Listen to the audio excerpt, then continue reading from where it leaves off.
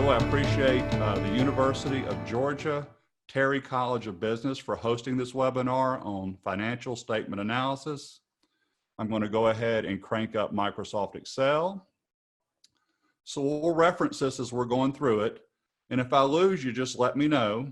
So let's do the transactions first, and then we'll do the income statements. So on January 2nd, we started a company, put $10,000 of our own money into the business. Well, cash is an asset account, and it's getting increased. So I'm gonna put in 10,000 here. And remember, we said accounting is double entry. You've got to have another entry somewhere else. So if you debit one account, you have to credit the other account. That would be over here in column Q and column R, owner's equity. There's the 10,000. So there's a debit and a credit, and they're matching up. Purchased new equipment for $2,000. We wrote a check. The reason I put that in there is when you hear people talk about the cash account, it's cash, it's checks, it's money orders. It's not truly just cash. So we bought new equipment. Cash went down because I wrote a check for it. So I'm crediting cash, which will decrease it $2,000. And we bought an asset. The computer's an asset for us. So I credited cash, so I'm going to debit my computer account.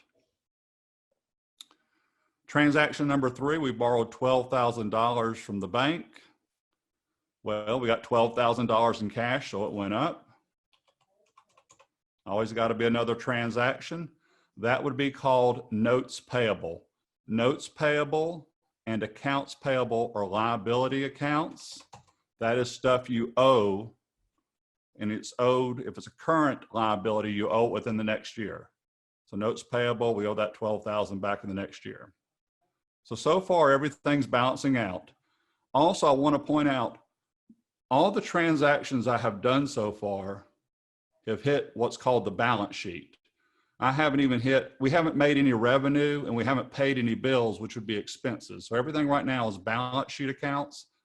I did this intentionally. Those are all balance sheet accounts up at the top that I just selected. Your income statement will be down here, and we'll get to those in just a second in our transactions. So number 4, we purchased another computer. We needed a second computer, but I didn't want to use my cash, so I bought this on credit. So we have a computer for $1,500. That's a debit. Debits are always on the left-hand side. Credits are always on the right. So now we got to go credit something for $1,500. That is going to be accounts payable, $1,500. Just assume, I'm making this up, we either bought that from Office Depot or Best Buy, and we bought it on credit. They're going to send us an invoice, net 30, and we'll pay it when we get the invoice. Transaction number 5. This is the first transaction that we're doing that's generating revenue for us. Provided consulting for $500. So there is our revenue account. We're going to credit revenue. That will make the revenue increase. And so we've got to debit something. The consulting for $500, we invoice the client. That would be accounts receivable. If the client wrote us a check that day, we would have hit cash for the $500. But they said, no, invoice us, and we invoiced them, but accounts receivable is an asset account. Does anyone have any questions right now? I've got the Q&A box open.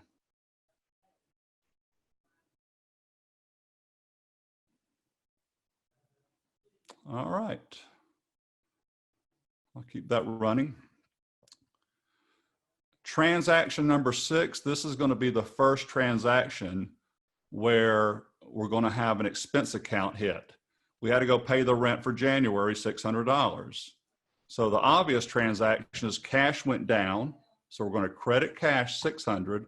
So now we got to go debit something, rent expense. And if you notice, expenses to increase an expense, they get debited $600. One little comment I want to make about debits and credits. Debits aren't bad and debits aren't good. They're just debits. And the same thing applies to credits. So don't say, well, that's good and that's bad, because it doesn't always work that way. So it's almost like you just need to understand how this works. It's an increase or a decrease. It's not good or bad. So we took care, that was the first expense we had. That was $600. We paid cash, wrote a check, paid for the rent. Transaction number 7, we did some more consulting for $2,000. So our revenue is going up $2,000. That's a credit. And the client paid us that day, which is a nice. They said, hey, I'll pay you when you show up. So cash went up $2,000. I'm over in column B, B5, there's our $2,000. Transaction number 8, we did more consulting. So we're having a good month so far, by the way. Well, it all depends on what the budget is, but it looks like we're having a good month. Provided consulting for $1,000, invoiced the client net 30. So here we go again, that's accounts receivable, which is still an asset account. So there was a credit to revenue and a debit to accounts receivable. Paid for the telephone expense. I'm on number 9 down below. $200 came out of cash, and therefore telephone expense is going to get debited $200. All your expense accounts, and you will have a lot of expense accounts in the accounting world for the income statement, because there's all kinds of expenses. Their default balance by default is a debit, the left-hand side of the account. So those are always easy to pick up. Whenever you see the word expense, you know you're going to debit an expense account. Paid salary, think about that as salary expense. $600, this is transaction number 10. So again, $600 is coming out of cash. The salary is $600, that's a debit. Paid for advertising, $500. More cash is coming out. And advertising expense, $500. And here we go, the last transaction, in case you're wondering about these 3 revenues, that's good that we had the 3 revenues. We're doing consulting work.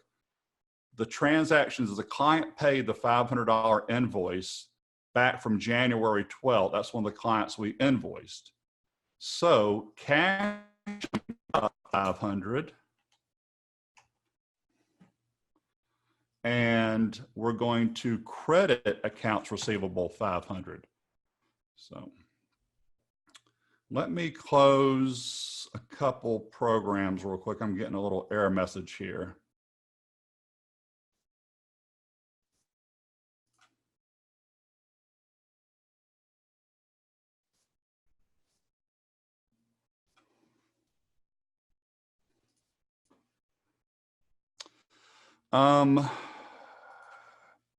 Can you send this template? Yes, plus I'll put it on my website. But the answer is yes, I can just email it to Lauren tomorrow. And Elliot, that's a great question. I will also send you the completed copy that we have now, and I'll send you a clean copy so you can kind of watch the video and do this again. Thank you, that's a great question. Okay, so I'm going to move this out of the way, this debit and credit thing. We can always come back and get it. So let's see if this works now. Trust me, it's going to work, but I'm going to move this out of the way. So now we're going to prepare 2 income statements. In real life, they wouldn't be located in 2 different places, but I have the income statement down here starting in row 19. Your income statement is always for a certain period, whether it's monthly, quarterly, annually, it's a range of dates. Your balance sheet over in column T is for a specific date. If you do a real income statement, and I'm kind of getting a little into the weeds here, you always have the company name first, followed by income statement on the next line, and then followed by the period that that income statement is for. So I have for the month ended January 31st, 2020. So let's go at this. Revenue, $3,500. And then my expenses, let me pull this down and make this a little bit bigger. See if that helps. There we go. My expenses, rent was $600. I see that in cell E17. The telephone expense was $200. I'm just going right across there. Our salary expense was $600 and our advertising was $500. You add up those expenses, they total $1,900. I took the $3,500 in revenue, I subtracted the $1,900, and that gives us net income of $1,600 for the month. I don't know what we budgeted for, but honestly, if we were just starting a company, that was month one, that's actually pretty good. An income statement is sometimes called a P&L or a profit and loss statement. But officially, the official name's an income statement, but P&L, people say that all the time.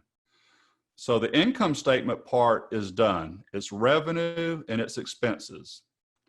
Our balance sheet over here, let's do this. It is always for a specific date. We have assets equal liabilities plus our owner's equity. Let me just put that in bold. And they have to balance. That's why it's called a balance sheet. It's got to balance. So cash, I'm looking in cell B8, is $20,600 at the end of January. Our accounts receivable is $1,000. And equipment, we have $3,500 in equipment. Those are all assets. I didn't put it on here, but property's asset, property, plant, and equipment are also assets. But I didn't have any of that going on in this easy introductory thing. So I've got total assets of $25,100. Our liabilities, this is stuff we owe people. I owe $1,500. Notes payable, that's the bank loan we got or from wherever, $1,200. Owner's equity, that is the $10,000 of our money that we threw at the company. Now, I'm gonna stop right here. This was intentional. Our balance sheet does not balance. I have $25,100 in assets in cell U10. My total liabilities and owner's equity is $23,500. What's missing and why it doesn't balance is the month of January, we made that $1,600 in the income statement.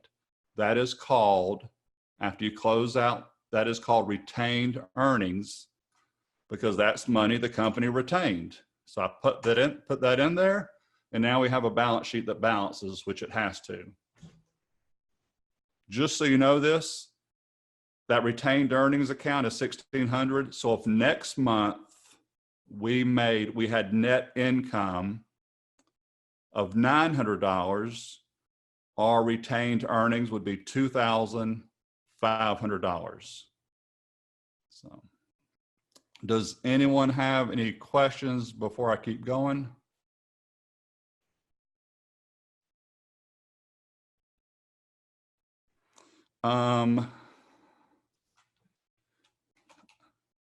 Yes, Elliot asked the question about sending me a problem and putting it into this template. Yes, as long as I don't get in trouble.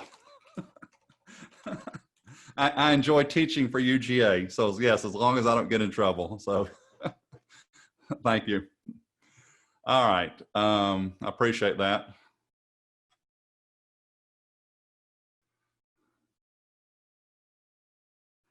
The question was, Logan asked a good question, I'm assuming, about retained earnings. Do you have to book it to retained earnings if you haven't been paid yet? The answer is yes.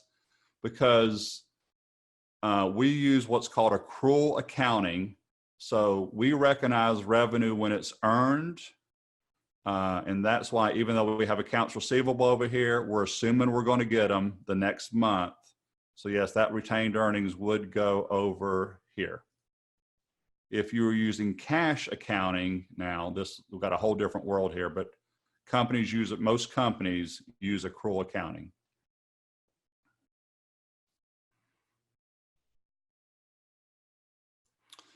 Okay, I'm going to now show you. So the answer is yes. I will put this completed one, and I think I've already got it set up here. Yeah, look, I've already got this set up as a blank one. So I'll put this one, I'll put this whole file up on my website or email it to you, whatever you want. I'm going to save this and close it for now, just to save some resources. Leave this one running. So now, that Excel spreadsheet I just did, in fact, I'm gonna put it here no matter what, even if I email it to you. I like to just keep all the files here for you. So now let's go look at Microsoft's actual financials. We pull up Microsoft here. I'll just click on it and go from here to show you how this works. It's going to download. I'm using Chrome. I don't care what browser you use. I'm going to open it. It should open in Microsoft Word. Enable editing. We'll make the screen large for you.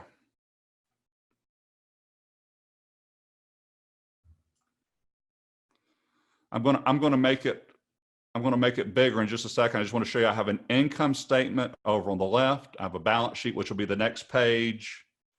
So there's another financial statement, and I haven't talked about it today because I'm trying to save time, and that is the statement of cash flows. But I still kept Microsoft's in here, and I'll talk about it briefly. But I want to go look at the income statement first before we start analyzing stuff. So that looks pretty good right there. Okay. If you recall, I told you the income statement is for a period of time. If you notice right here, and by the way, I didn't even doctor this up. This is actually from Microsoft's website. I pulled it last night. It says it's the year ended June 30th, and they gave you 3 years of data, 2019, 2018, and 2017. I find this absolutely mind-blowing.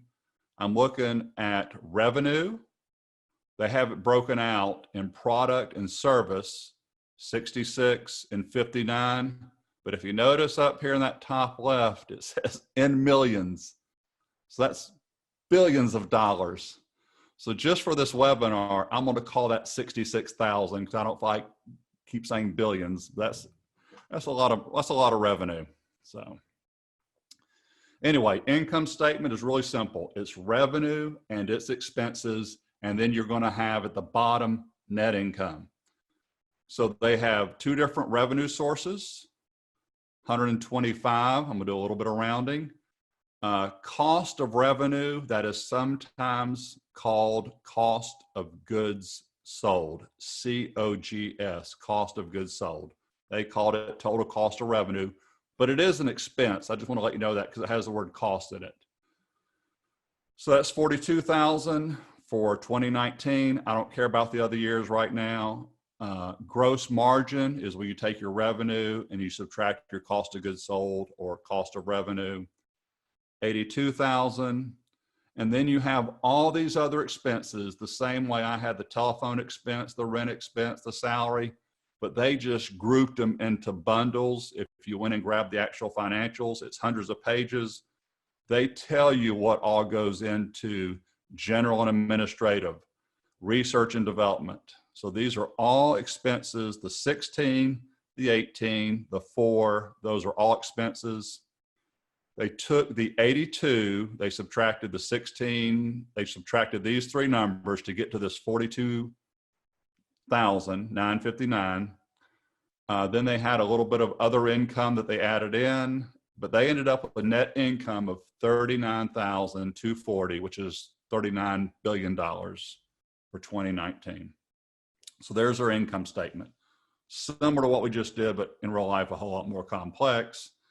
Here is their balance sheet. Again, The income statement is a period of time. The balance sheet is for a specific date. If you notice, it says June 30 up in the top left. There's 2019. Assets must equal liabilities and owner's equity. I see 256,000 in total assets, and I see 256,000 in liability and stockholders' equity. And they broke out some of their liabilities between accounts payable, taxes. So, and then here comes their stockholders' equity. There's their retained earnings, 24,150. In real life, retained earnings is all your cumulative net income or net loss if you had a net loss. But you also, coming out of there, would be any dividends that were paid to stockholders. So, but the key is the balance sheet balanced, and you can see that assets have to equal liability and stockholders' equity. During your accounting class, you're probably going to get into some financial ratios. And if you want me to do another webinar for 30 minutes on ratios, I could, because one thing I was looking at for Microsoft, your total current assets, I'll highlight that number right there, that 175,000. Current assets are assets you should get back in a year. So cash is cash. Cash is king. But accounts receivable, we should be paid all our accounts receivable, our invoices, if not the next month, within the next year. But inventory is an asset, and it's a current asset because you're planning on, you bought that inventory to hopefully turn it over quickly. And then you get into your long-term assets, property, equipment. But one thing I noticed, the financial ratio, is I want to see, okay, if your current assets are due within the next year, what are your current liabilities? Accounts payable, notes payable. And Microsoft is actually sitting really pretty here, because there's a ratio you would do where you take your current assets and your current liabilities. And obviously your current assets should be a lot higher than your current liabilities, because if your liabilities that are current are a lot higher than your assets, you're going to need to come up with some money to pay your bills at some point. So there's all kind of financial ratios you do here. But anyway, there's the Microsoft's income statement and Microsoft's balance sheet. And the last one is the cash flow statement. I just want to point out one thing about this. The cash flow statement, they took from the balance sheet the net income, 39,240, which is the very first line number right here. And then you've got three different sections: operations, financing, and investing. What you're trying to figure out is, what is your ending cash balance? And the ending cash balance is 1130,356. So that number better be on the balance sheet under cash. Let's go see if it is. 11,356. And the reason you do a cash flow statement is you want to know, okay, here's an example. Let's say that I put $10,000 in my company that I started, and then the next month I have 50,000 in cash, and everyone says, oh wow, that's great, you must be doing really well. Well, I borrowed 70,000 from the bank, and then I spent a bunch of money. So that's why you have a cash flow statement to see, okay, where is that cash coming from? What if I was selling off equipment that I needed to produce revenue to make cash? Again, your cash flow statement would show you that. I've heard, here's an example, one more example. Let's say a publicly traded company always pay dividends every quarter, but the money that they're using to pay dividends isn't from their normal operations. They're borrowing the money from the bank as a loan to pay the dividends. That might be a red flag before you like invest in that company or something. There we go. Let's see. Anyone have any questions right now?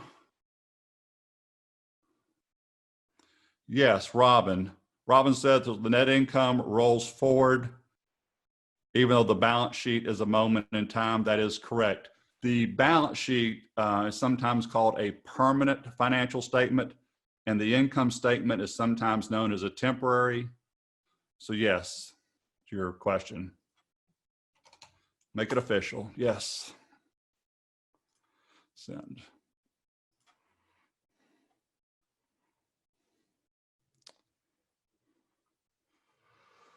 All right, let's go analyze an income statement. This is going to be pretty cool. So here comes Excel now.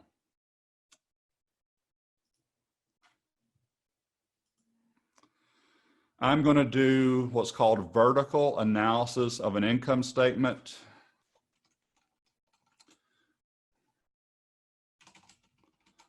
Sometimes you'll see it listed this way. It doesn't matter. But that always starts off the top of the income statement. Then I have my cost of goods sold, or Microsoft called it something else, gross profit. So I took the 435 minus the 259. I came up with $176,000. There we go. Then I have expenses of 76,000, another 34,000 expenses totaling 110,000. So I subtracted 176. I took the 110 out of it, and that's how I got the 66. So here's what vertical analysis is. I'm going to take that top number, the 435, and I'm going to divide it by itself, because that's going to be 100%. Whatever the number is divided by itself is always 100%. I want to see what percentage these other items are on my income statement of that 435. So the formula is equals B7 divided by B7. And I know I'm going to autofill or pull that down, so I'm going to make it absolute reference by pressing the F4 function key. If you wanted to type the $B, $7, you could. I should get the number 1, which is 100%. I'll go make it a percentage. Crosshairs, pull it down. There you go. So there's the 60, B8 divided by B7, the 40, B9. If I want to quickly copy these borders that I put in here, I'm just going to highlight these numbers. So this is an Excel trick now, it's not a counting trick. I'm going to use the format painter up in the top left corner, pull down. The format painter copies formatting, so all these percentages are going to go back to numbers, but the borders should show up. Now I'm just going to hit the percentage. There I go. Now I got those nice little borders in there. You would probably do a couple reasons you'll do a vertical analysis. I might do a vertical analysis if I'm comparing this company that does $435,000 a year versus another company that does $4 million a year. I could do the vertical analysis percentages to compare and see, okay, this company is in line with this other company that's in the same industry, and I might want to invest in them. I could also do vertical analysis for this reason. I intentionally hid some columns. So here's the year 2020. Act like it's over with. Here's the year 2019. I'm going to come over here and do the same analysis I did here. What I want to point out with is I'm looking at our top line number. We did 445,000 in 19. Well, we went down 10,000. That's not good. But our net income is higher in 2020, even with the loss of revenue, than it is in 2019. So I want to know why. So I'm going to simply take D7 divided by D7, and I made it absolute reference. Pull it down. I'm going to go ahead and get those borders right. I highlighted them, format painter, pull them down. Now go hit the percentage. So I've got a vertical analysis for 2019 and I have a vertical analysis for 2020. You know the top number is going to be 100% because that's how a vertical analysis is. I want to point out it doesn't sound like a lot, but my cost of goods sold was 63% and now it's 60. So that's why even though my revenue went down, I reduced my cost of goods sold, which is one of your biggest expenses, by 3%, which is a lot of money. So therefore it's 40 and 37, there's the 3%. My selling expense is still in line. I'm just looking at the percentages. General still exactly the same. Operating, no big deal there. But my net income, even though my revenue went down, my net income went up because we reduced our cost of goods sold. So the question might be, were we just paying too much in 2019 to our vendors or our manufacturer to do stuff? So anyway, there is your vertical analysis. And I know it sounds silly, it's called vertical because it runs up and down the income statement. If you do vertical analysis,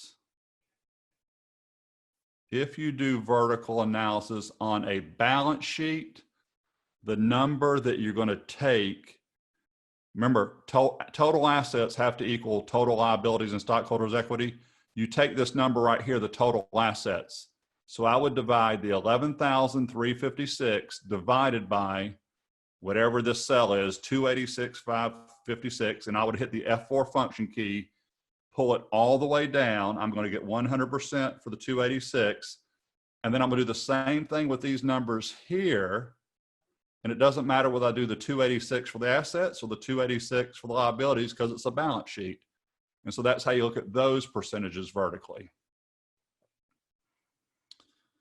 Let's go do horizontal analysis. So vertical, up and down. This is a great one here. So I've only got two line items from my income statement. I have my revenue for 5 years and I have the net income for 5 years. When you do a horizontal analysis, it's also called a trend analysis. So vertical went up and down, horizontal is going to go left to right. You have to have a base year to do it. My base year is 2014. So these are just pure numbers I put in here. So here come the percentages. I'm going to copy this and I'm going to paste it here. And I'm going to just change that to revenue percentage and net income percentage. And I don't need those numbers right now because I need to make them percentages. So here we go. The base year is 2014. So again, I should get 100% here. So equals 14,600 divided by 14,600. F4, make it absolute reference. I should get the number 1, which is 100%. Your base year's got to be 100. 2015, if you look at cell C4, we actually had a loss. Revenue went down. We didn't have a loss, revenue went down. And then it pops back up the other years. The same thing applies to the net income. So I should get a number below 100% right here. There's my formula. And there's the last formula right there. So again, I'm dividing everything by the 2014 number because that is my base year. So there's the trend of how our revenue is looking. And basically, except for 2015, our revenue from our base year keeps going up, which is good. Let's do the same thing for the net income. You're going to get 100%, but again, F4 function key. 100%. We know it's going to go down the first time because we went from 1190 to 1000. Sure, no big deal, but then it should pop back up. Great. So net income went up, revenue percentage went up. Watch me chart this now. This is pretty cool. I'm going to highlight this information here first. I'll go with the mouse, even like the keyboard. Insert tab at the top. I'm just going to do a recommended chart, see what's in there. There is a column chart that looks pretty good. Hit OK. So there is my revenue and there is my net income. I could do the same right here. I'll just do it real quick for the percentages, but that's showing me percentages and I'm trying to compare it to the dollars. So it's really not what I need. So this is a great chart you'll need the rest of your life. Whenever you're comparing, numbers that are far apart, and it's usually dealing with percentages, you want to create a chart that has two axes. I only have one over here right now. And I'm sorry, two vertical axes. Let me correct myself, two vertical. I only have this one. I have nothing running up and down over here on the right. So I'm going to highlight this data and copy it. I'm going to click inside the chart once and right click and paste it. It actually worked because if you look at the legend at the bottom, it says revenue percentage and net income. But I told you we need to add that second axis whenever you're dealing with percentages. So I'm going to go to chart design, change the chart type, because I've got 4 items in the legend. I'm going to do what's called a combo chart. It's down here at the bottom. It picked up the 4 items in my legend. It's saying, hey, revenue, we recommend a clustered column chart, net income, clustered column. They're telling me they're suggesting a line chart for my percentages. That is absolutely correct. So whenever you're dealing with a 2-axis chart, you always want to make the percentages line, and you just need to check them because it says secondary axis. When I check these 2 boxes, it will appear over here on the right-hand side of my chart where I'm slowly moving my mouse. Check, check. There's the preview, click OK. Now I'm in business. What this chart is telling you is that revenue is going up. My net income is going up. I can just tell that looking at the columns. But when I look at my percentages, notice that the net income percentage is the yellow line. It's higher than the revenue percentage, which even though I have no expenses in here, that is telling me that my revenue is going up and my expenses are going up, but my revenue is going up at a faster rate than my expenses because my net income is up. So there's a little trend analysis right there. So right now we're doing pretty good. I'm going to wrap up here in just a second.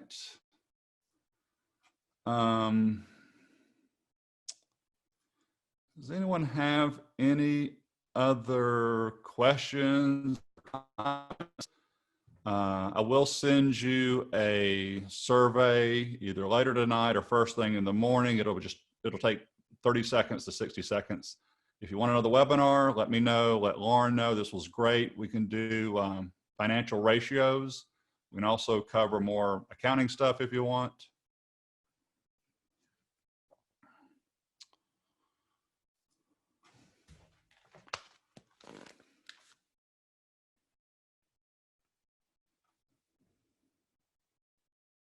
Give me 1 second. Hey, Mark, are you still there? Yep. Mark? Yeah. Hello. Okay, yep, the chat box is working, okay. I appreciate it. It's always weird doing a webinar because I can't see you or hear you. So I'm always like, oh, I hope this worked. I appreciate it. Thank you all. Okay, thank you, Mark. Okay.